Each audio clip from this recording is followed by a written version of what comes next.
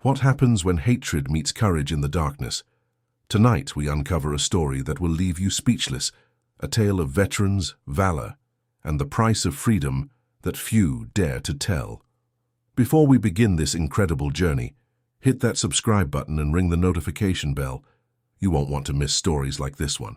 The autumn of 1919 painted the Virginia countryside in shades of gold and crimson. But for the residents of Freedman's Haven, the colors represented something far more precious than seasonal beauty. They symbolized the harvest of their first truly free year. Nestled between rolling hills and ancient oak trees, the villa that crowned the settlement stood as a testament to what former slaves could accomplish when given the chance. Built with their own hands from local stone and timber, the three-story mansion wasn't just a home, it was a declaration.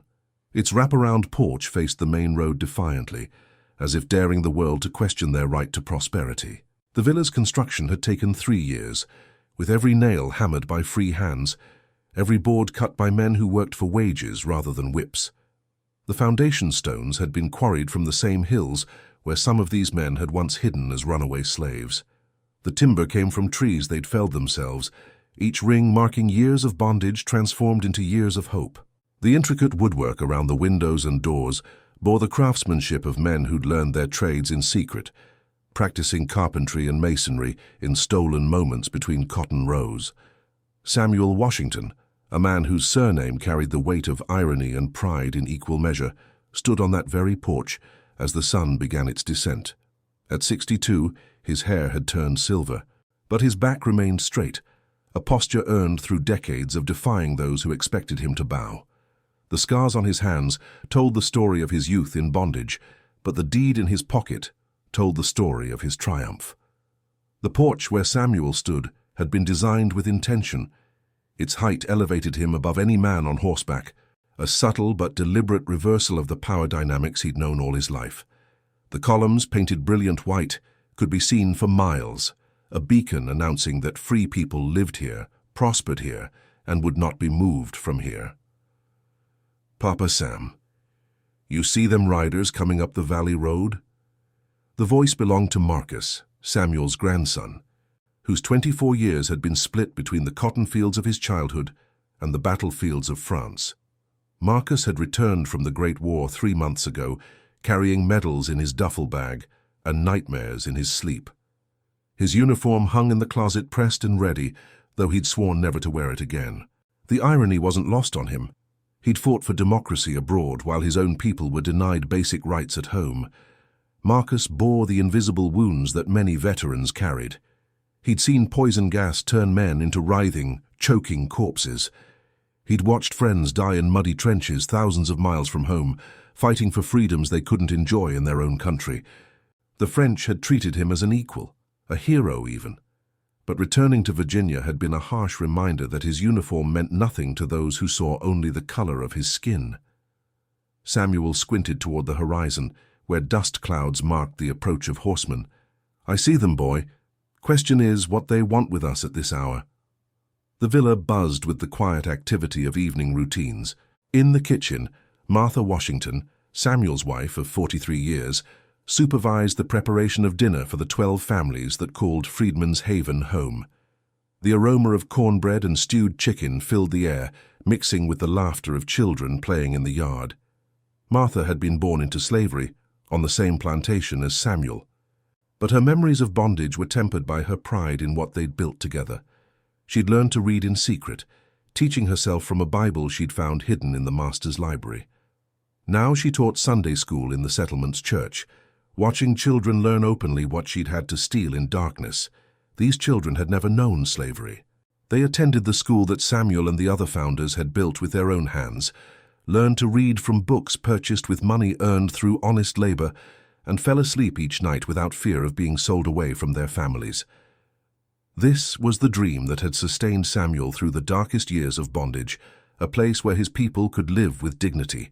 The settlement itself was a marvel of planning and determination. Each family had their own plot of land, their own home built to their specifications. The main street was lined with businesses, a general store, a barber shop, a seamstress shop, even a small bank where residents could save their earnings without fear of theft or arbitrary confiscation. Gardens flourished behind every home, and livestock grazed in carefully tended pastures. But dreams, Samuel had learned, required constant vigilance to protect. "Marcus, go fetch Thomas and the others," Samuel said quietly, never taking his eyes off the approaching riders. "Tell them to come casual-like, but tell them to come armed." Thomas Jefferson Brown, another man whose name carried historical weight, lived in the cabin closest to the main house. At 58, he'd been Samuel's friend since childhood, when they'd worked the same plantation under the same overseer's whip. Unlike Samuel, who'd bought his freedom through years of saving every penny, Thomas had escaped during the chaos of the Civil War and made his way north to join the Union Army. The war had changed Thomas. He'd returned with sergeant's stripes, a Purple Heart, and an unshakable belief that freedom was something you fought for, not something you asked for politely. His cabin was strategically positioned to overlook the main road, a choice that hadn't been accidental. Thomas had learned military tactics the hard way, in battles where the difference between victory and defeat was often measured in yards of blood-soaked ground. As Marcus made his rounds, other men began to appear on porches and in doorways. There was Isaiah, the blacksmith, whose massive frame filled his workshop entrance. His hands, permanently stained black from his trade, rested casually on the hammer at his belt.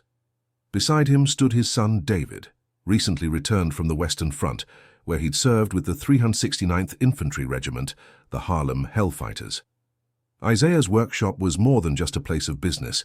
It was the settlement's armory. In addition to horseshoes and farming tools, he crafted weapons and ammunition for the community's defense. His forge had been built with military precision, designed to produce not just the implements of peace, but the tools of war when necessary. From the schoolhouse came Professor William Hayes, a man whose education had been earned in secret during slavery and refined at Howard University after emancipation. At 45, he was the youngest of the community's leaders, but his wisdom commanded respect. He'd seen what education could do for his people, and he'd also seen what ignorance and hatred could do to destroy it. Professor Hayes carried himself with the dignity of a man who understood the power of knowledge. His library, housed in the schoolhouse, contained over 300 books, volumes on history, science, literature, and law that he'd collected over years of careful saving. He believed that education was the ultimate weapon against oppression, but he also understood that sometimes more immediate forms of defense were necessary. The riders were closer now, close enough to count. 12 men on horseback, their faces hidden beneath the brims of their hats, their intentions hidden beneath a veneer of casual purpose. But Samuel had lived too long and seen too much to be fooled by appearances. The way they rode in formation, the way their hands rested near their weapons, the way their eyes swept the settlement with calculating precision, all spoke of men who'd come for violence. "Evening, boys," Samuel called out as the riders approached the villa's front gate. His voice carried the practiced neutrality of a man who'd learned to navigate dangerous waters. "Y'all seem to be riding mighty late. Something I can help you with?" The lead rider, a man whose expensive clothes couldn't quite hide the cruelty in his pale eyes, urged his horse forward. "Name's Clayton Whitmore," he announced, as if the name should carry weight. "I represent certain interests in the county. We've been hearing stories about this place of yours." Whitmore was known throughout the region as a man who'd made his fortune through intimidation and violence. His plantation had been one of the largest before the war, and he'd never accepted that his world of absolute power over other human beings had ended. He'd spent the years since Reconstruction organizing resistance, funding terror campaigns, and dreaming of a return to the old order. "Stories?" Samuel's voice remained level, but his hand moved almost imperceptibly toward the rifle leaning against the porch railing. "What kind of stories would those be, Mr. Whitmore?" "Stories about uppity coloreds who've forgotten their place," Whitmore replied, his mask of civility slipping. "Stories about a bunch of former slaves who think they can live like white folks in a house that belongs in the hands of proper people."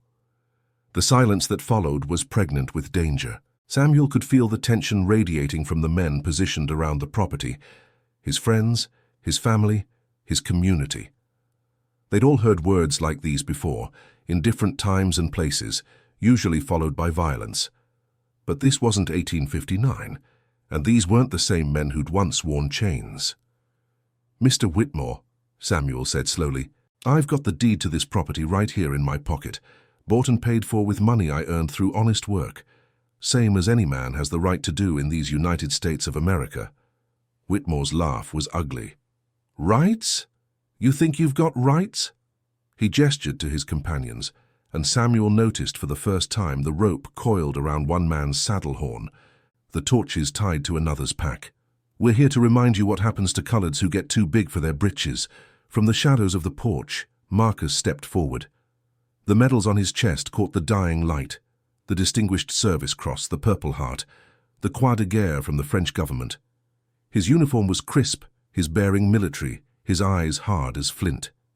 "Sir," Marcus said, his voice carrying the authority of a man who'd led troops into battle, "I believe you're mistaken about something." Whitmore's eyes narrowed as he took in the uniform, the medals, the unmistakable bearing of a combat veteran. "What's that, boy?" "We're not the same people you think we are," Marcus replied, "and this isn't the same place you think it is."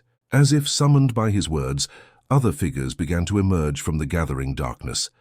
Thomas appeared from behind the oak tree, his own military bearing evident despite his civilian clothes. Isaiah stepped out of his workshop, and the dying light of his forge silhouetted his massive frame. David materialized from the shadows near the schoolhouse, and Professor Hayes emerged from the villa's front door. One by one they revealed themselves, not as the frightened former slaves that Whitmore had expected to find, but as something else entirely. Something that made the horses nervous and their riders shift uncomfortably in their saddles. "Gentlemen," Samuel said, his voice now carrying a different tone entirely, "I believe it's time you moved along. This is private property and you're not welcome here." Whitmore's face flushed red with anger and something else, something that might have been the first stirring of fear. "You think we're afraid of a bunch of—" "Mr. Whitmore," Professor Hayes interrupted, stepping into the light. His voice carried the measured cadence of an educated man, but underneath it was steel. "I suggest you consider your next words very carefully. You see, we've all heard talk like yours before. The difference is, we're not the same men who had to listen to it in silence." The standoff stretched into the gathering darkness, tension crackling in the air like electricity before a storm. Samuel could see Whitmore calculating, weighing his options, trying to decide if his hatred was stronger than his survival instinct. Finally, Whitmore pulled his horse's reins, backing away from the gate, but his eyes promised that this wasn't over. "We'll be back," he snarled, "and next time we'll bring enough men to finish what should have been finished years ago." As the riders disappeared into the darkness, Samuel felt the weight of what was coming. This had been a reconnaissance, a test of their resolve. The real attack would come later when Whitmore had gathered more men and more courage. But as he looked around at the faces of his community, at the veterans who'd survived the Western Front, at the men who'd built something beautiful from nothing, at the children who'd never known slavery, Samuel felt something he hadn't experienced in years. He felt ready for a fight. The emergency meeting convened in the villa's main parlor as midnight approached. Oil lamps cast dancing shadows on the walls, illuminating faces that bore the weight of hard decisions. Samuel sat at the head of the long table he'd crafted himself, while the other community leaders arranged themselves around him like a council of war. The parlor itself told the story of their journey from bondage to freedom. The furniture, handcrafted by men who'd learned woodworking in secret, bore the marks of tools wielded by free hands. The walls displayed photographs of the settlement's construction, images of families reunited after years of separation, and portraits of children born into freedom. But tonight, these symbols of hope were overshadowed by the grim necessity of planning for war. "They'll be back," Thomas stated flatly, cleaning his service revolver with practiced efficiency. "Question is when and how many they'll bring with them." Thomas's hands moved with the automatic precision of a man who'd maintained weapons under fire. His revolver, a Colt .45 he'd carried through the Civil War, bore the scars of battle, but remained deadly accurate. He'd kept it clean and ready for 54 years, hoping he'd never need it again, but knowing that hope was often a luxury free men couldn't afford. Marcus paced near the window, his military training evident in every movement. Whitmore's type doesn't make idle threats. He's probably riding to every plantation and mill in the county right now, calling in favors and stirring up hate. The young veteran's mind was already working through tactical scenarios, drawing on lessons learned in the trenches of France. He'd seen how quickly civilized men could become savage when their worldview was threatened. The war had taught him that evil didn't announce itself with horns and pitchforks. It came wearing familiar faces, speaking familiar words, wrapped in the flag of righteousness. Professor Hayes spread a hand-drawn map of the surrounding area across the table. We need to think strategically. Freedman's Haven sits in a natural bowl, surrounded by hills. Tactically, it's defensible, but only if we're prepared. The map was a work of art and science, meticulously drawn over months of careful observation. Hayes had walked every trail, measured every distance, noted every natural feature that could provide cover or concealment. His academic mind had approached the problem of defense with the same methodical precision he brought to teaching mathematics. Isaiah, whose massive hands dwarfed the coffee cup he held, spoke in his rumbling bass voice. My boy David counted at least 12 riders tonight, but if Whitmore's serious about finishing what should have been finished, he'll bring more, maybe a lot more. The blacksmith's workshop had become an unofficial intelligence center, with David and other young men taking turns as lookouts from the forge's high windows. They'd been tracking the movements of suspicious riders for weeks, noting patterns and building a picture of the growing threat. Isaiah's military experience from the Civil War had taught him the value of good intelligence, and he'd passed that lesson on to his son.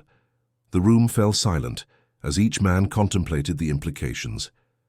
They'd all lived through the terror campaigns that had followed Reconstruction, the midnight raids, the burning crosses, the bodies hanging from trees as warnings to others who might dare to dream of equality.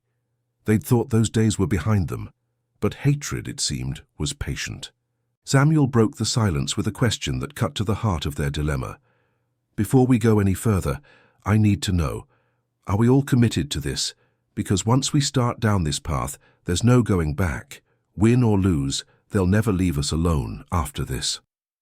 The question hung in the air like smoke from Isaiah's forge. Each man understood what Samuel was really asking. Were they prepared to die for what they'd built? Were they ready to transform their peaceful settlement into a fortress? Were they willing to teach their children that freedom came at the price of eternal vigilance? Tell me about the men we have, Samuel said, turning to Marcus. The veterans. Marcus pulled out a notebook and flipped through pages covered with neat handwriting. Counting myself, we've got 14 men with military experience. 7 served in France with various colored regiments. 3 fought in the Philippines. 4 are Civil War veterans, including Thomas and Papa Isaiah. Each name in Marcus's notebook represented a story of service and sacrifice. Jerome Williams had earned the Purple Heart at Belleau Wood, where he'd held a machine gun position for 6 hours against repeated German assaults. Benjamin Carter had survived the Meuse-Argonne offensive, the largest American battle of the war, where he'd served as a runner, carrying messages through artillery barrages that killed men by the thousands. Isaiah fought? Professor Hayes looked surprised. The old blacksmith's weathered face creased into a grim smile. 54th Massachusetts Infantry. Fought at Fort Wagner with Colonel Shaw. Lost a lot of good men that day, but we proved something important, that colored soldiers could fight and die as well as any white man. Isaiah's memories of Fort Wagner were still vivid after 56 years. He could still hear the rebel yell of Confederate defenders, still smell the gunpowder and blood, still feel the weight of his musket as he charged up the beach toward the fortress walls. The assault had failed, but it had proven that black men would fight for their freedom with courage, equal to any soldiers in history. Thomas nodded respectfully.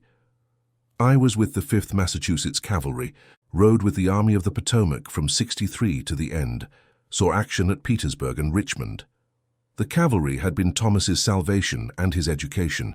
He'd learned to read and write in camp, taught by a white officer from Boston who believed that literacy was as important as marksmanship. He'd learned tactics and strategy from sergeants who'd fought in Mexico and against the Indians. Most importantly, he'd learned that a man on horseback with a rifle was the equal of any other man, regardless of the color of his skin.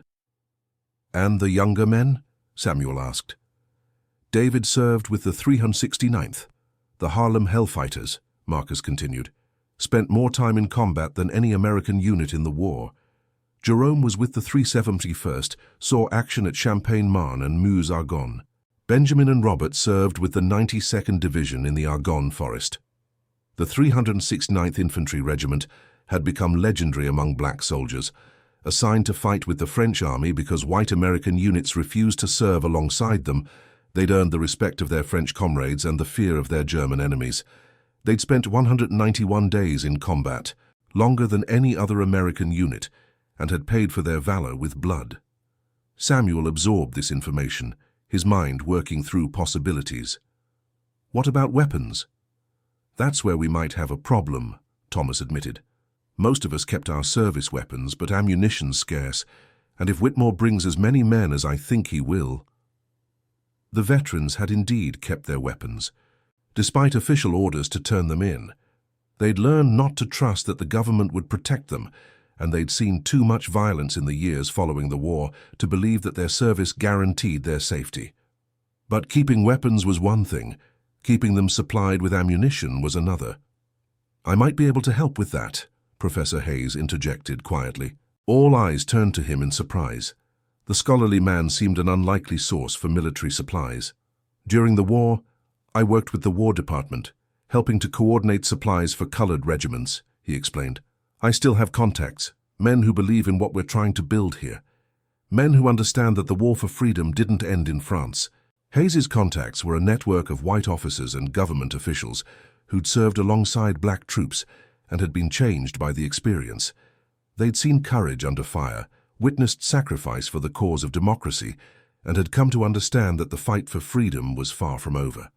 Some held positions in the military bureaucracy, others worked in munitions factories, and a few had access to surplus weapons and supplies. Marcus stopped pacing and fixed his grandfather with a steady gaze. Papa Sam, I need to ask you something, and I need you to be honest with me. Samuel nodded. Are you prepared for what this might cost? Because if we fight, really fight, some of us might not see morning, and even if we win, they'll never leave us alone after that. The question forced Samuel to confront the terrible arithmetic of resistance. Every man who died defending Freedman's haven would leave behind a family, children who would grow up without fathers, wives who would face the world alone.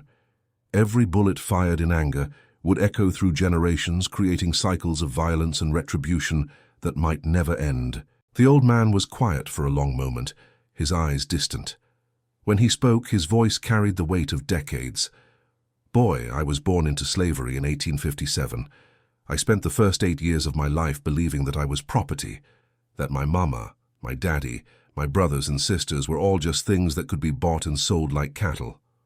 When the war came, I thought freedom meant just not being owned anymore. He stood and walked to the window, gazing out at the community he'd helped build. But freedom isn't just about not being owned. It's about having something worth protecting. It's about being able to look your children in the eye and tell them they can be anything they want to be. It's about building something beautiful and saying, this is ours and we earned it. Samuel turned back to face the room. I've spent 62 years on this earth, and most of them fighting for the right to be treated like a human being. I'm too old to start running now, and I'm too proud to start begging. Thomas stood and placed his hand on his friend's shoulder. Then we fight. One by one, the other men rose and voiced their agreement. Isaiah's deep voice rumbled his assent. Professor Hayes adjusted his spectacles and nodded firmly. Marcus straightened to attention and saluted his grandfather, not in mockery, but in respect for a decision that required the courage of a soldier. All right then, Samuel said. Let's talk about how we're going to survive this. The next several hours were spent in detailed planning. Marcus sketched defensive positions based on his military training, while Thomas shared hard-won wisdom about guerrilla tactics from his cavalry days. Professor Hayes outlined potential escape routes for the women and children, and Isaiah calculated how many weapons his forge could produce before dawn. The plan that emerged was complex and dangerous, but it played to their strengths. They would use the terrain to their advantage, forcing attackers into predetermined kill zones. They would rely on superior marksmanship and discipline to offset numerical disadvantage. Most importantly, they would fight as free men defending their homes, not as slaves cowering before their masters. As the first hints of sunrise began to lighten the eastern sky, a plan had emerged.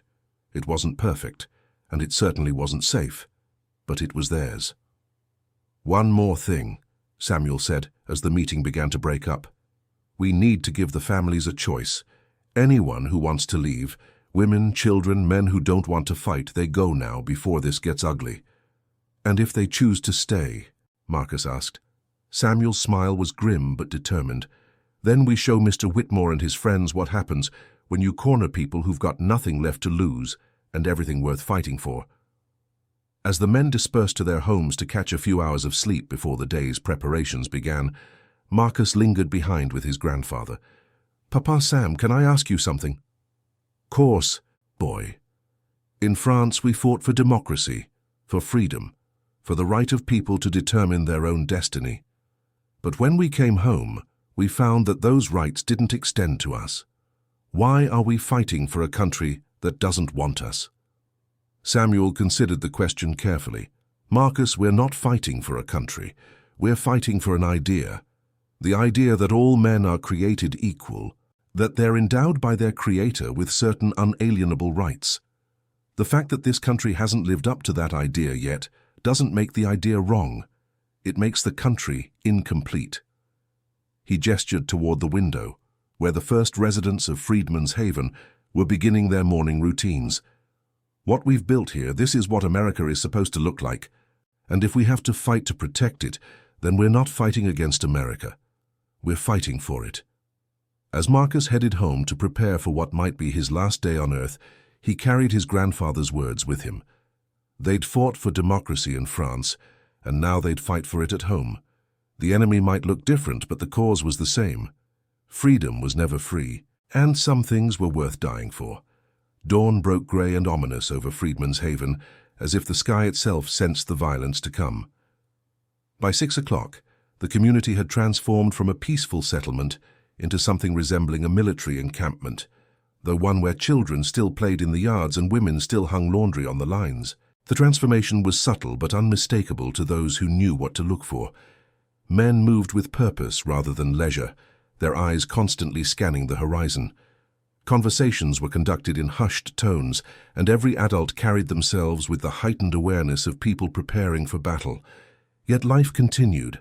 Breakfast was cooked, animals were fed, and the normal rhythms of community life provided a thin veneer of normalcy over the growing tension. Marcus stood in the villa's front yard, watching as families made their impossible choices. The Hendersons, a young couple with 3 small children, loaded their possessions into a wagon, tears streaming down the wife's face as she kissed Martha Washington goodbye. They would head north to relatives in Philadelphia, carrying with them the hope that someday they might return to the home they'd helped build. The decision to leave was agonizing for every family that made it. These weren't cowards fleeing danger. They were parents making the impossible calculation between principle and protection. Mary Henderson had been born in slavery and had sworn her children would never know that fear. But she also understood that dead parents couldn't protect anyone, and the sight of her 3-year-old daughter playing with a corn-husk doll made the choice clear. But for every family that chose to leave, another chose to stay. The Johnsons, whose teenage son had been born in the villa, declared that they'd rather die free than live in fear. The Williams family, led by a grandmother who'd survived slavery, Reconstruction, and the birth of Jim Crow, announced that she was too old to start over and too stubborn to give up. Grandmother Williams, at 78, had seen more history than anyone in the settlement. She'd witnessed the end of slavery, the promise of Reconstruction, and the bitter betrayal of Jim Crow. She'd buried 2 husbands and raised 6 children, and she'd be damned if she'd let a bunch of night riders drive her from the home she'd helped build with her own arthritic hands. By noon, the population of Freedman's Haven had been reduced from 48 souls to 31, 22 adults and 9 children, who decided that some things were worth the ultimate sacrifice. The children who remained seemed to sense the gravity of the situation without fully understanding it. They played their games more quietly, stayed closer to their parents, and asked fewer questions than usual. The older ones, those approaching their teenage years, had been given simple tasks to help with the preparations: carrying water, organizing supplies, and serving as messengers between the defensive positions. Professor Hayes had worked through the night, using his contacts to secure additional weapons and ammunition. A wagon had arrived before dawn, driven by a white man whose Union Army uniform bore the insignia of a colonel. He'd spoken briefly with Hayes, unloaded several crates, and departed without giving his name, though Marcus noticed the man's respectful nod toward the villa before he left. The colonel was James Morrison, a career officer who'd commanded black troops in France and had been disgusted by the treatment they'd received upon returning home. He'd seen the 369th Infantry fight with courage that shamed their white counterparts, and he'd made a personal vow to support them however he could. His position in the War Department gave him access to surplus weapons, and his conscience demanded that he use that access to help men who'd served their country with honor. The crates contained a treasure trove: Springfield rifles, ammunition, medical supplies, and something that made Thomas whistle in appreciation: a Lewis machine gun, complete with ammunition belts and a tripod mount. The Lewis gun was a weapon that Marcus recognized from his service in France. British-designed but American-manufactured, it was capable of firing 500 rounds per minute and had been the backbone of Allied defensive positions throughout the war. In the hands of an experienced operator, it could hold off an entire company of attacking infantry. "Where in hell did Hayes get his hands on military hardware like this?" Isaiah asked, examining one of the rifles. "Better not to ask too many questions," Thomas replied. "But I'm guessing our professor has friends in higher places than we knew." The Springfield rifles were the same model that Marcus and the other veterans had carried in France. They were accurate, reliable, and deadly in the hands of men who knew how to use them. Each rifle came with a bayonet and 200 rounds of ammunition, enough for a sustained firefight. The defensive preparations had been methodical and thorough. Marcus had positioned riflemen in carefully chosen locations around the property, taking advantage of natural cover and creating interlocking fields of fire. The Lewis gun was mounted in the villa's second-story window, where it commanded a clear view of the main approach road. The positioning of each defender had been calculated with mathematical precision. Marcus had learned in France that the key to successful defense was creating overlapping zones of fire that left no safe approach for attackers.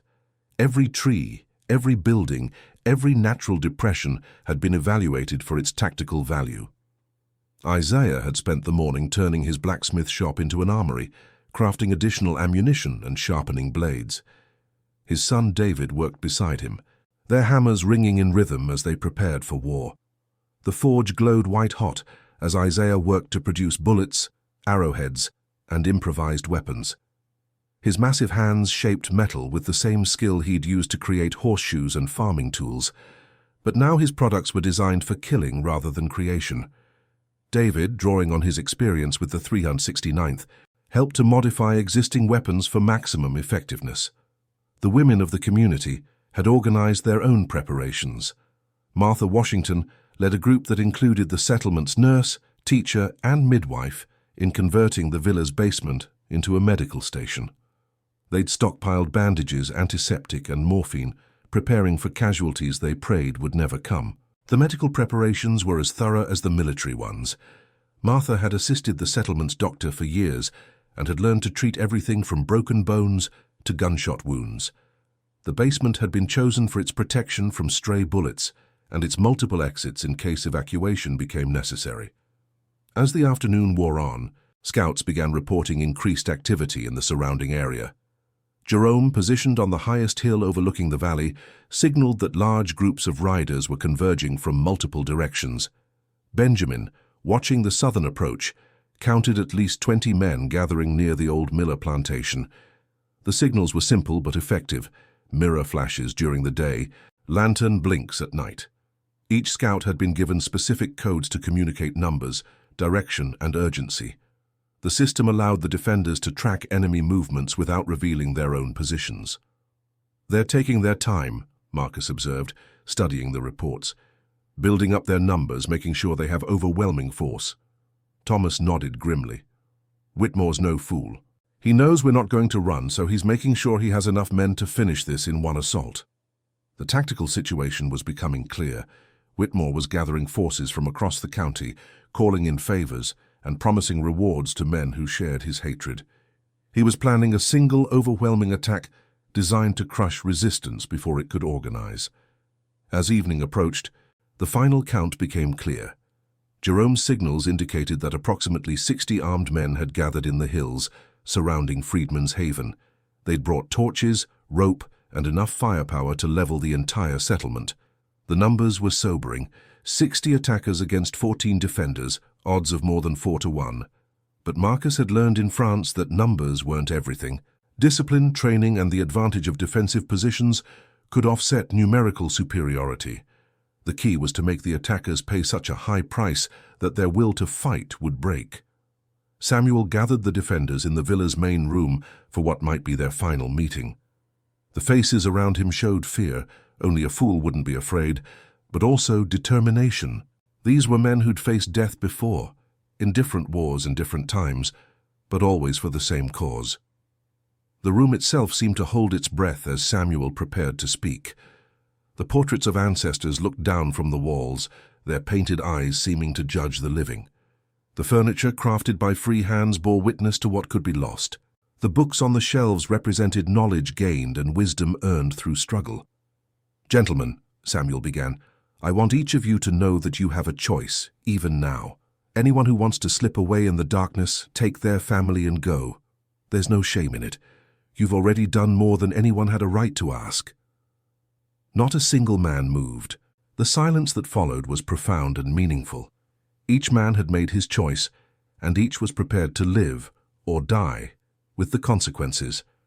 They understood that this moment would define not just their own lives, but the future of their community and their children. "All right then," Samuel continued, his voice steady despite the magnitude of what they faced. "Let's talk about how we're going to make them pay for every inch of ground." Marcus outlined the defensive plan one final time. The outer perimeter would be held by the most experienced marksmen, positioned to slow the initial assault and force the attackers into predetermined kill zones. The villa itself would serve as the final stronghold, with the Lewis gun providing covering fire for any retreat. The plan was elegant in its simplicity. The defenders would fight a delaying action, falling back from position to position while inflicting maximum casualties on the attackers. Each defensive line was designed to channel the enemy into areas where they could be engaged most effectively. "Remember," Marcus emphasized, "we're not trying to win a conventional battle. We're trying to make this so costly that they'll think twice before attacking another community like ours." Thomas added his own tactical wisdom. "These aren't soldiers. They're a mob. They're counting on us to break and run when they charge. When we don't, when they start taking casualties, some of them will lose their nerve." The psychology of mob violence was something Thomas understood from his cavalry days. He'd seen how quickly a confident attack could turn into a panicked retreat when faced with determined resistance.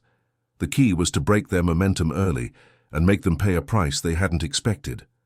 Professor Hayes had prepared a different kind of weapon, a detailed account of the settlement's history, the legal documents proving their ownership of the land, and testimonies from each family about their lives and dreams. He'd hidden copies in multiple locations, ensuring that if they didn't survive the night, their story would. "History will remember what happens here," he told the assembled men. "Whether we live or die, people will know that we stood up, that we fought back, that we refused to accept that the color of our skin made us less than human." The historical record was as important as the tactical one. Hayes understood that their struggle was part of a larger story, the ongoing fight for human dignity and equality. Win or lose, their resistance would inspire others and contribute to the eventual triumph of justice. As full darkness fell, the defenders took their positions. Marcus kissed his grandmother goodbye and made his way to the forward observation post he'd chosen near the main road. Thomas positioned himself with the Lewis gun, his cavalry experience making him the natural choice to operate the weapon. Isaiah and David took positions flanking the villa's main entrance, their rifles loaded and ready. The night was unusually quiet, as if even the insects and nightbirds sensed the approaching violence. A thin crescent moon provided just enough light to see movement, but not enough to make accurate shooting easy, an advantage that would favor the defenders, who knew every inch of their terrain. At 11:47 p.m., Jerome's signal came from the hilltop, 3 quick flashes of his lantern, followed by 2 more. The enemy was moving. Marcus felt his heart rate slow and his breathing become controlled, the automatic response of a combat veteran preparing for battle. Around him he could sense, rather than see, his fellow defenders making their own final preparations. Safeties clicked off. Bolts were worked to chamber rounds. Prayers were whispered into the darkness. In the distance, the sound of hoofbeats began to echo through the valley, growing steadily louder. Torches appeared on the hillsides like malevolent stars, and the night air carried the sound of voices raised in hatred and anticipation. Clayton Whitmore had returned, and he'd brought an army. But as Marcus settled his rifle against his shoulder and took aim at the approaching torches, he felt something unexpected. Not fear, but a strange sense of peace. He'd fought for democracy in France, and now he was fighting for it at home. He'd worn his country's uniform with pride, and now he was defending the principles that uniform represented. Whatever happened in the next few hours, he would face it as a free man, in defense of free people, on free soil that they'd bought with their own blood and sweat. The war for Freedman's Haven was about to begin. The attack came with the fury of a summer storm, sudden and overwhelming. Whitmore's mob charged down the main road in a thunderous cavalcade of horses, torches, and rebel yells that echoed off the surrounding hills.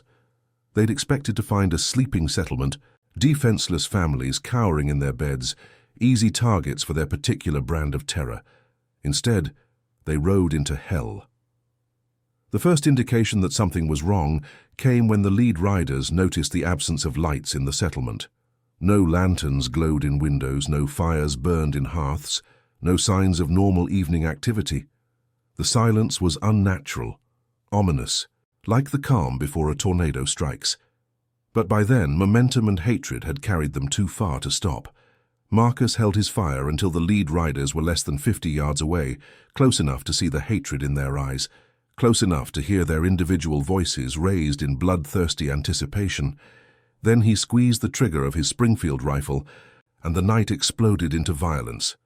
His shot took Whitmore's lieutenant, a man named Briggs who owned the largest mill in the county, square in the chest, toppling him from his horse in a spray of blood. The animal reared and screamed, throwing the charge into momentary confusion. Briggs had been Whitmore's enforcer for years, a man who took pleasure in intimidating black families and burning their homes. His death sent a shock through the attacking mob. They'd expected easy victims, not disciplined resistance. The sight of their leader's right-hand man dying in the dirt was their first indication that this night would not go as planned. That moment was all the defenders needed. From positions carefully chosen and prepared throughout the afternoon, the veterans of Freedman's Haven opened fire with the disciplined precision of men who'd learned their trade in the trenches of France and the battlefields of the Civil War. Each shot was aimed, each bullet found its mark, and the night filled with the screams of wounded men and terrified horses. The defensive positions had been chosen with mathematical precision. Each rifleman had clear fields of fire, predetermined ranges, and backup positions to fall back to when necessary. The interlocking zones of fire created a deadly gauntlet that no cavalry charge could survive intact. Thomas opened up with the Lewis gun from the villa's second-story window, the weapon's distinctive chatter cutting through the chaos like a mechanical scythe. The interlocking fields of fire that Marcus had planned worked exactly as intended, catching the attackers in a deadly crossfire that turned their charge into a slaughter. The Lewis gun was positioned to command the main approach road, and Thomas used it with devastating effect. His cavalry experience had taught him to lead moving targets, and his steady hands sent streams of bullets into the packed ranks of riders. Horses and men went down in tangled heaps, creating obstacles that further disrupted the charge. "Fall back! Fall back!" Whitmore's voice rose above the gunfire, but his men were already breaking, their courage evaporating in the face of disciplined resistance they hadn't expected. The psychological impact of the defensive fire was as important as its physical effect. The attackers had expected to face frightened civilians, not trained soldiers. The precision and discipline of the resistance shattered their confidence and turned their attack into a rout. But the mob had numbers, and hatred has its own momentum. Even as the first wave retreated, Leaving behind 6 dead and twice as many wounded, Whitmore was rallying his forces for a second assault. "They can't have that many guns," he screamed at his followers. "It's just a handful of uppity niggers. We outnumber them 10 to 1. Whitmore's desperation was evident in his voice. He'd promised his followers an easy victory, a chance to put uppity coloreds back in their place. The fierce resistance was not only unexpected, it was humiliating. His reputation as a leader depended on delivering the violence he'd promised. The second attack came from multiple directions, with groups of riders attempting to flank the settlement, while others provided covering fire from the hills. It was a more sophisticated assault, and it nearly succeeded. Jerome, holding the southern perimeter alone, found himself facing 8 mounted men charging his position simultaneously. His first shot dropped the lead rider, but the others kept coming.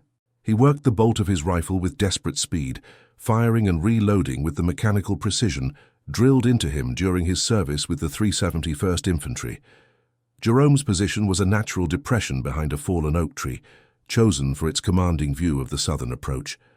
But the cover that protected him from frontal assault left him vulnerable to flanking movements. He could hear hoofbeats approaching from multiple directions and knew he was about to be overrun. His second shot missed. His third took down another horse, sending its rider tumbling into the darkness. But the remaining attackers were too close, and Jerome knew he was about to be overrun. That's when David appeared out of the darkness like an avenging angel, his rifle spitting fire as he charged into the melee. The blacksmith's son had inherited his father's massive frame and his grandfather's courage, and he used both to devastating effect. His bayonet work was brutal and efficient, learned in the close-quarters fighting of the Argonne Forest. David's arrival turned the tide of the southern assault.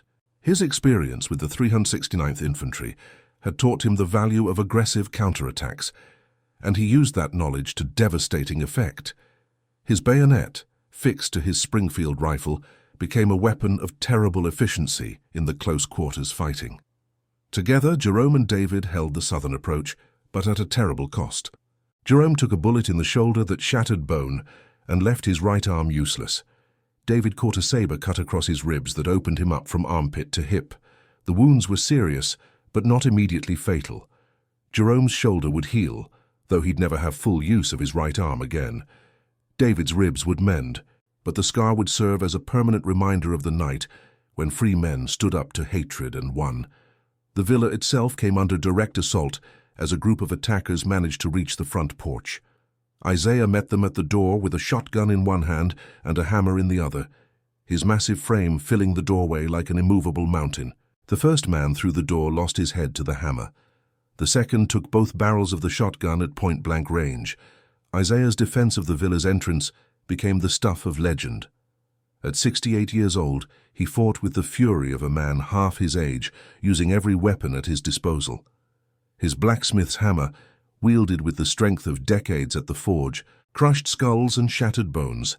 His shotgun, loaded with homemade buckshot, turned the doorway into a killing ground. But Isaiah was 68 years old, and the young men he faced were driven by fanatical hatred. A knife found its way between his ribs, and the old veteran went down fighting, taking 2 more attackers with him. Isaiah's death was a blow to the defenders, but his sacrifice had saved the villa from being overrun. His body blocked the doorway, forcing attackers to climb over their own dead to reach the interior. The delay gave other defenders time to reposition and continue the fight. From the second floor, Thomas continued to work the Lewis gun with deadly efficiency, but he could see that the defensive perimeter was beginning to collapse. Too many good men were down, and Whitmore still had overwhelming numbers. "Marcus!" he shouted down to the main floor. "We need to fall back to the house." But Marcus was already moving, helping to carry the wounded Jerome toward the villa while laying down covering fire with his pistol. Professor Hayes appeared from the basement, his scholarly demeanor replaced by the grim efficiency of a man doing what needed to be done. He'd armed himself with one of Isaiah's hunting rifles and was proving surprisingly effective with it. Hayes had never been a soldier, but he'd studied military history and understood the principles of defensive warfare. His shots were carefully aimed and devastatingly accurate, each bullet finding its mark with scholarly precision. His calm demeanor under fire inspired the other defenders and helped maintain discipline in the chaos of battle. The battle raged for 3 hours, from midnight until nearly dawn. Wave after wave of attackers threw themselves against the defenders of Freedman's Haven, and each wave was thrown back with terrible losses. The settlement's buildings caught fire from the torches, filling the night with smoke and the smell of burning wood. The fires added a hellish dimension to the battle. Smoke obscured vision and made breathing difficult, while the flickering light created dancing shadows that made accurate shooting nearly impossible. The defenders had to fight not only human enemies, but also the threat of being burned alive in their own homes. But the defenders were taking casualties too.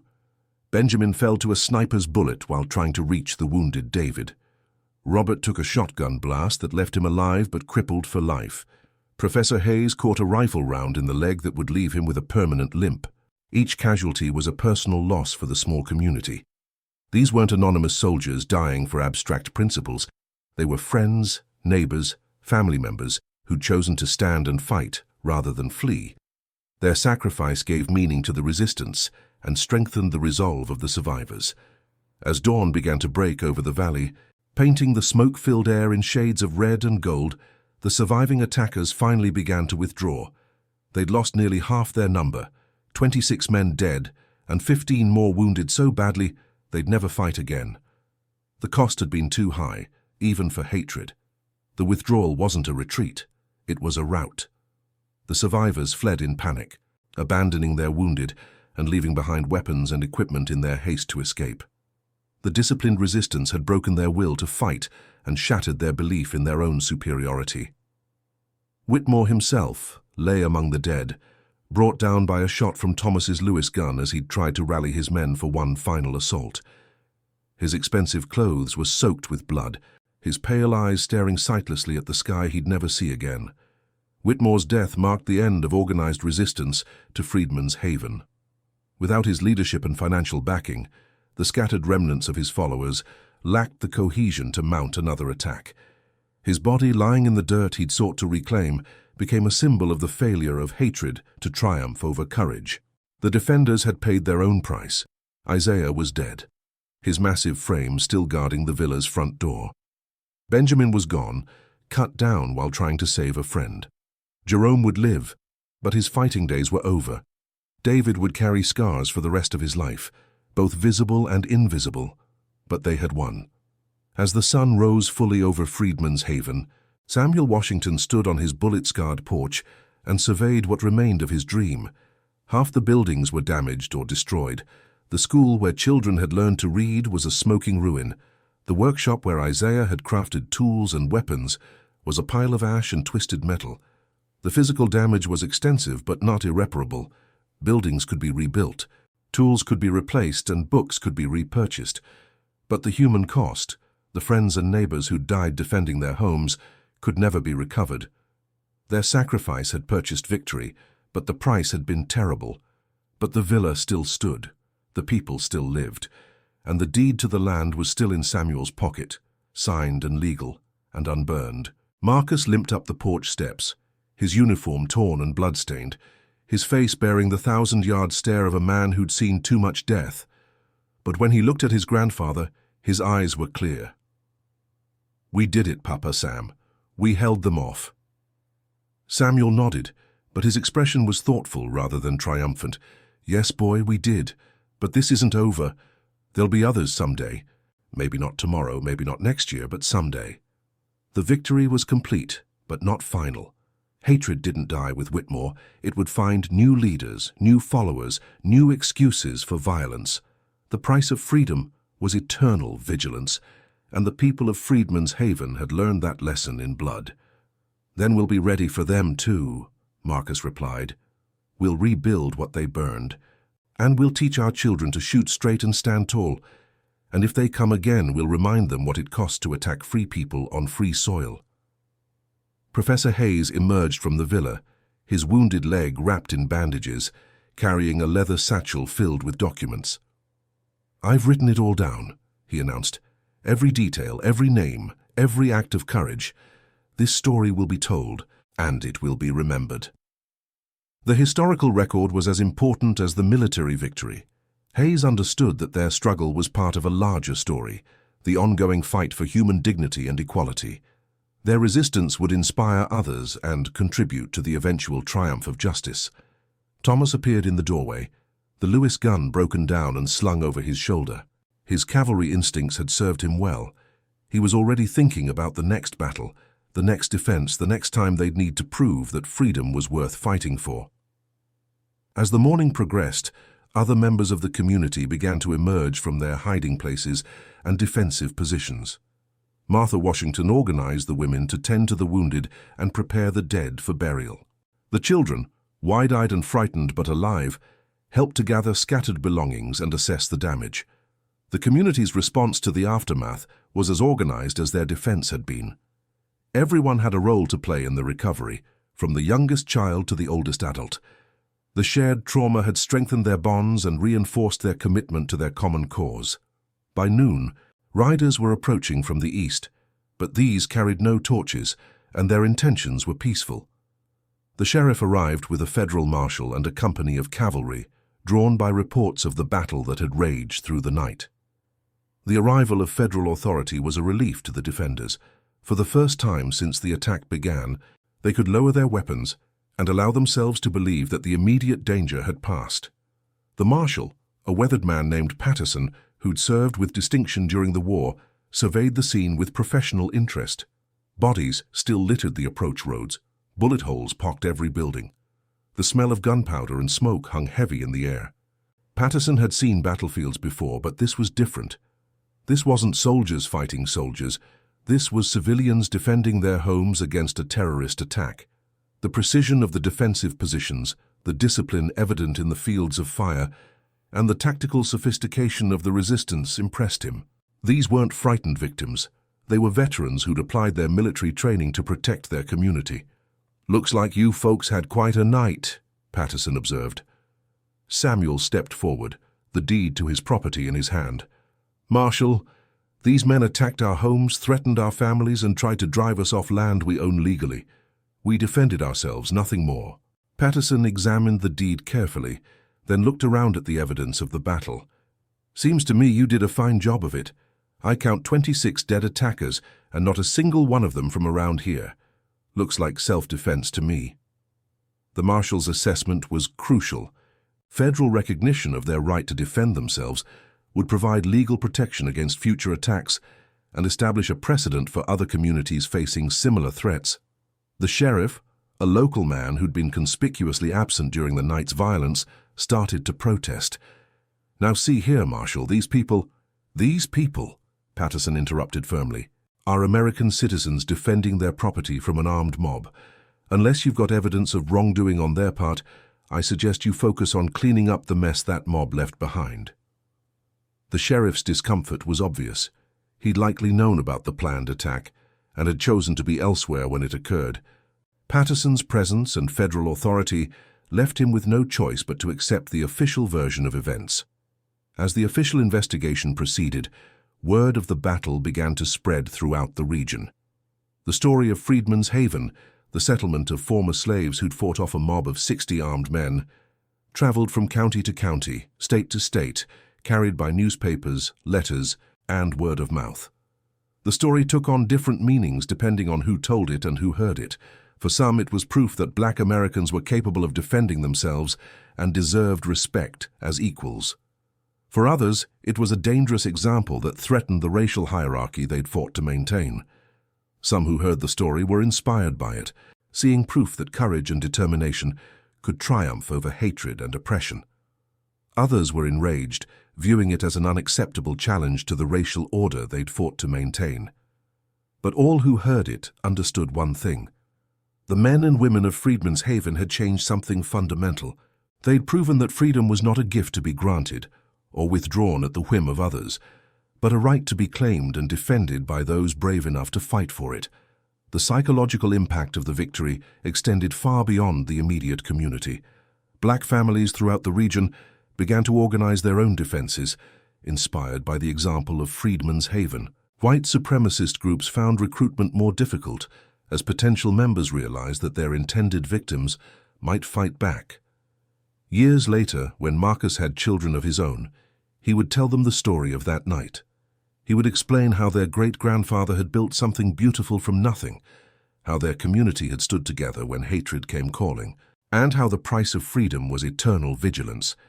He would teach them to shoot straight and stand tall, just as he'd promised, and he would make sure they understood that the villa on the hill, rebuilt and stronger than before, stood not just as their home, but as a monument to the idea that all people, regardless of the color of their skin, had the right to live free. The lessons passed down through generations would include not just military tactics and marksmanship, but also the importance of education, community organization, and legal preparation. The children of Freedman's Haven would grow up understanding that freedom required both the willingness to fight and the wisdom to know when fighting was necessary. The battle for Freedman's Haven was over. But the war for equality, for justice, for the promise of America itself, would continue for generations to come. And when it did, the children and grandchildren of those who'd fought that night would be ready. 25 years later. Professor William Hayes, now 70, and walking with the cane that had been his companion since that terrible night in 1919, stood before a classroom filled with eager young faces. The new school building, larger and more modern than the one that had burned, buzzed with the energy of children discovering the power of knowledge. The classroom itself was a testament to the community's commitment to education. Maps covered the walls, showing not just the local area, but the wider world that these children might someday explore. Books lined the shelves, volumes on history, science, literature, and mathematics that represented the accumulated knowledge of generations. Most importantly, the children who filled the desks came from families that had never known slavery, born into freedom and raised with the expectation that they could achieve anything they set their minds to. "Can anyone tell me," he asked, his voice still carrying the authority that had once helped plan a desperate defense, "what we celebrate on November 15th each year?" A dozen hands shot up, but it was little Sarah Washington, Marcus's daughter, who answered, "Freedom Day, Professor Hayes. The day our grandparents proved that free people don't bow down to anybody." Sarah was 8 years old, the same age her great-grandfather had been when the Emancipation Proclamation freed him from slavery. But unlike Samuel, she'd never known bondage, never experienced the fear of being sold away from her family, never been told that the color of her skin made her less than human. She carried herself with the confidence of a child who'd been taught that she was equal to anyone. Hayes smiled, his eyes twinkling with pride and memory. "That's right, Sarah. And why is that important?" This time it was Thomas Brown, Jr., David's son, who responded, "Because freedom isn't free, sir. It's something you have to fight for and something you have to keep fighting for." Thomas, Jr., was 10 years old, named for the cavalry veteran who'd operated the Lewis gun that night. He'd grown up hearing stories of his grandfather's courage, of the night when ordinary men had done extraordinary things to protect their community. The boy understood, in the way that children sometimes do, that freedom was precious precisely because it could be lost. Through the classroom window, Hayes could see the villa on the hill, its white columns gleaming in the afternoon sun. Samuel Washington had passed away 3 years earlier, but not before seeing his community grow from 31 survivors to over 200 residents. The settlement now boasted its own bank, newspaper, and medical clinic, all built and operated by people who'd once been told they were property. The growth of Freedman's Haven had been steady and purposeful. New families arrived regularly, drawn by stories of a place where Black Americans could live with dignity and security. The community had established its own businesses, created its own institutions, and built its own prosperity. Most importantly, it had proven that freedom was not just the absence of slavery, but the presence of opportunity. Marcus, now 49, and bearing the dignified bearing of a man who'd seen war and peace in equal measure, served as the community's mayor. His war medals hung in a place of honor in the villa's main hall, alongside those of the other veterans who'd stood guard that night. Some of those men were gone now. Thomas had passed the previous winter, and David had succumbed to complications from his old wounds, but their legacy lived on in the children they'd protected and the community they'd preserved. The medals represented more than individual heroism. They symbolized the community's connection to the broader struggle for freedom and democracy. The men who'd earned them had fought for America's ideals abroad and had returned to defend those same ideals at home. Their sacrifice had helped to expand the definition of American citizenship to include all people, regardless of race. The Lewis gun that had helped save Freedman's Haven now rested in the community's small museum, along with photographs, documents, and testimonies from that night. Visitors came from across the country to hear the story, to see the place where former slaves had stood up to a mob and won. The museum had become a pilgrimage site for those seeking inspiration in their own struggles for justice. Civil rights activists, labor organizers, and freedom fighters from around the world came to study the tactics used by the defenders and to draw strength from their example. The story of Freedman's Haven had become part of the larger narrative of human resistance to oppression.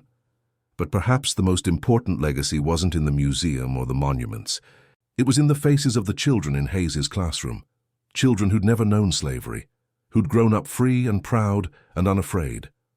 They carried themselves with the confidence of people who knew their worth, who understood their rights, and who'd been taught that courage was not the absence of fear but action in spite of it. These children represented the ultimate victory of the defenders. They were living proof that the sacrifice had been worthwhile, that the blood spilled that night had purchased something precious and permanent. They would grow up to become doctors and lawyers, teachers and engineers, leaders and innovators who would carry the legacy of Freedman's Haven into the future. As the school day ended and the children scattered to their homes, Hayes made his way slowly up the hill to the villa. Martha Washington, now 86 but still sharp as a tack, was waiting on the porch with a cup of coffee and a knowing smile. Martha had become the community's unofficial historian, the keeper of memories and the teller of stories. She'd witnessed the transformation of Freedman's Haven from a desperate dream to a thriving reality, and she understood better than anyone the price that had been paid for that transformation. "Telling the story again?" she asked. "Every year," Hayes replied, settling into the chair beside her. "Every year, so they never forget." The annual telling of the story had become a sacred ritual, a way of passing down not just the facts of what had happened, but the meaning behind those facts. Each generation needed to understand that their freedom had been purchased with blood, that their prosperity had been built on sacrifice, and that their future depended on their willingness to defend what their ancestors had won. They sat in comfortable silence, watching the sun set over the valley that had once run red with blood, but now bloomed with the fruits of freedom. In the distance, they could hear the sounds of a community at peace, children playing, families gathering for dinner, the everyday miracles of people living free. The sounds were a symphony of normalcy, but Hayes and Martha understood that this normalcy was anything but normal for people of their race in America. It had been fought for, bled for, and defended against those who would destroy it. Every laugh of a child, every conversation between neighbors, every moment of peace was a victory against those who believed that black Americans had no right to such things. "You think they'll come again?" Martha asked quietly. "The haters, I mean. Different faces maybe, but the same hate." Hayes considered the question carefully. "Probably. Hatred has a way of reinventing itself, finding new targets, new excuses. But you know what? What's that? We'll be ready for them. We've raised a generation that knows the price of freedom and isn't afraid to pay it. And they'll raise another generation, and another after that." The cycle of preparation and vigilance would continue, Hayes knew. Each generation would face its own challenges, its own threats to freedom and dignity. But each would also inherit the legacy of courage that had been forged that night in 1919, when ordinary people had done extraordinary things to protect what they'd built. Martha nodded, her eyes bright with unshed tears. Samuel would be proud. "Yes," Hayes agreed. "He would be. They all would be." The pride would extend beyond individual accomplishment to collective achievement. Samuel and the others had dreamed of a place where their people could live with dignity, and that dream had become reality. More than that, it had become an example for others, proof that the American promise of equality and opportunity could be made real for all people. As darkness fell over Freedman's Haven, the lights in the windows began to twinkle like earthbound stars. Each light represented a family, a dream, a life lived in freedom. Each light was a testament to the courage of those who'd stood guard on that terrible night 25 years ago.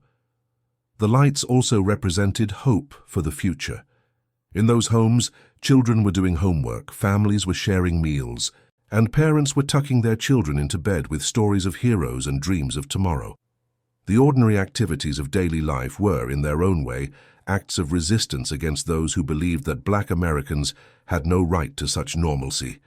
And in the villa on the hill, in the place of honor above the fireplace, hung a simple wooden sign that Samuel Washington had carved with his own hands in the days following the battle. It bore just 4 words, but they contained the essence of everything they'd fought for. "We are free people." The sign had become the community's motto, its declaration of independence, its promise to future generations. Those 4 words captured the transformation from slavery to freedom, from fear to courage, from victims to victors. They represented not just what the people of Freedman's Haven had become, but what all Americans could become when they had the courage to claim their rights and defend their dignity. The battle for Freedman's Haven had ended in victory, but the war for human dignity, for equality, for the promise that all people are created equal, would continue as long as there were those brave enough to fight for it. And in a small settlement in Virginia, in a villa built by former slaves and defended by veterans, that fight would never be forgotten. If this story moved you, hit that subscribe button and share it with others who need to hear about the courage of those who came before us.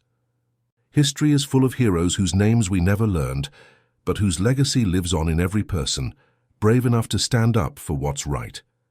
This story is a work of fiction. While it draws inspiration from real historical events and the experiences of African American communities during the post-Civil War era, the characters, specific events, and the settlement of Freedman's Haven are products of the author's imagination. Any resemblance to actual persons, living or dead, or actual events is purely coincidental. The story is intended to honor the courage and resilience of those who fought for freedom and equality throughout American history,